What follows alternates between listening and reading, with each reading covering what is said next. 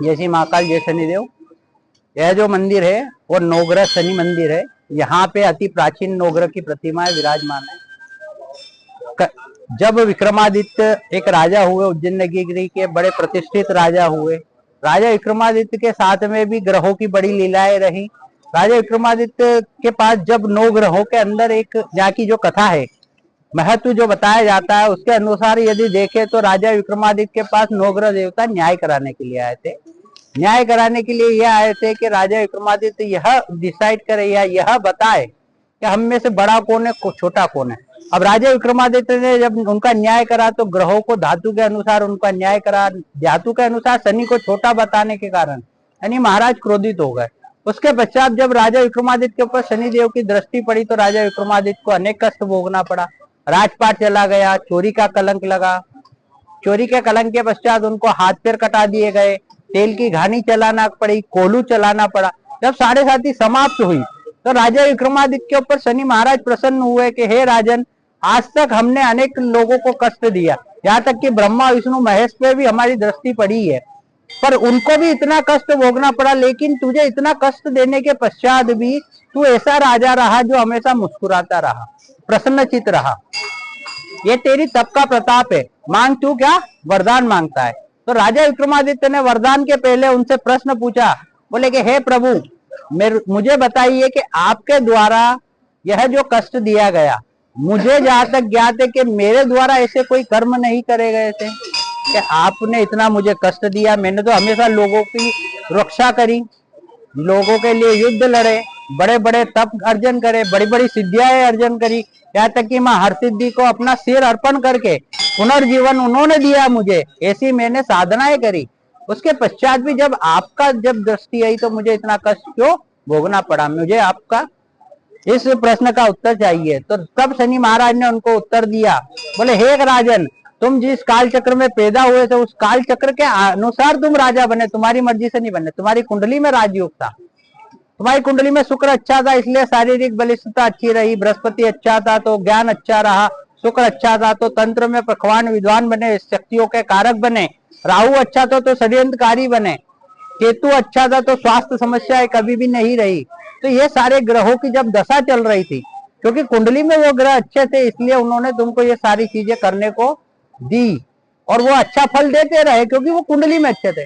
ग्रह कुंडली के बाहर जाके ना तो आपको कुछ दे सकता है ना कुछ ले सकता है। आप उस ग्रह की मर्जी नहीं होगी और कुंडली में यदि अच्छा है फिर भी उसको आपको देना पड़ेगा। और यदि ग्रह प्रसन्न है और आपकी कुंडली में अनिष्टकारी है तो भी आपको दंड देना पड़ेगा। तो बोले प्रभु, यदि मैंने जो कुछ भी किया वो ग्रहों के कारण किया और आपने जो मुझे दंड दिया वो भी आपने अपनी मर्जी से नहीं दिया, क्योंकि मेरी कुंडली में आप अनिष्टकारी थे इसलिए मुझे दंड दिया। तो बोले प्रभु, मुझे आप वरदान दीजिए कि आज के पश्चात ग्रहों की पूजा तो मैंने अनेक समय करी, बड़े बड़े यज्ञ में करी, अनुष्ठान में करी, लेकिन आज के पश्चात में क्योंकि दशाओं में परेशान हुआ हूं तो मैं आज के पश्चात आपकी दशाओं की पूजन करना चाहता हूं। आप मुझे वरदान दीजिए। और जो भी व्यक्ति या जातक को यह पता लगता है कि आज के पश्चात मेरी कुंडली में कोई ग्रह अच्छा आने वाला है या बुरा आने वाला है, यदि वो आपके यहाँ पे पूजन करता है तो आप उसको क्षमा करेंगे, कुंडली में कैसी भी स्थिति में हो, लेकिन वो आप उसको हमेशा शुभ फल प्रदान करेंगे। राजा विक्रमादित्य के कहने पर नवग्रह देवता फिर इस स्थान पे प्रकट हुए।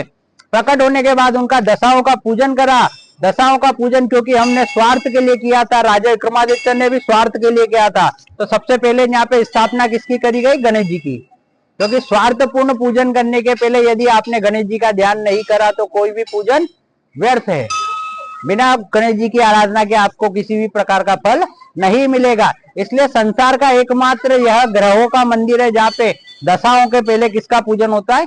गणेश जी का। बाकी किसी भी गणेश जी का पूजन शनि मंदिर में नहीं होता है, क्योंकि वहां ग्रह की पूजा होती है, दशाओं की पूजा नहीं होती। और भगवान की पूजा के लिए गणेश जी की आवश्यकता नहीं है, लेकिन भगवान से कुछ मांगने के लिए गणेश जी की आवश्यकता जरूर है। तो प्रथम पूज्य गणेश जी की पूजा होती है। बीच में जो प्रतिमा है वो 7.5 शनि महाराज की है जो दशा स्वरूप में, एक तरफ ढैया शनि महाराज की है। दशाओं के ऊपर हमेशा अधिकार हनुमान जी का रहे, इसलिए दशाओं की मूर्ति के ऊपर हनुमान जी को बिठाया गया है। और जो शनि महाराज का मूल स्वरूप है, 9 ग्रहों का मूल स्वरूप है, यहाँ पे पिंड रूप में रुद्र के रूप में विराजमान किया गया। फिर राजा विक्रमादित्य को शनि महाराज और नवग्रह देवता ने वरदान दिया कि मैं तेरे ऊपर प्रसन्न हुआ हूं, आज के पहले किसी ने भी आपके नाम से या ग्रहों के नाम से कोई संबंध नहीं बनाया, लेकिन आज के बाद जो दुनिया जानेगी और हम ग्रहों का जो कैलकुलेशन करेगी वो विक्रमादित्य के नाम से करेगी। तब से हिंदू धर्म के अंदर, सनातन धर्म के अंदर विक्रम संवत की स्थापना हुई। वह विक्रम संवत की स्थापना इसी मंदिर से हुई है। तभी से हम ग्रहों का जो कैलकुलेशन, पंचांग जो देखते हैं वो उसी विक्रम संवत के अनुसार देखते हैं। तभी का ये मंदिर विराजमान है। जय शनिदेव।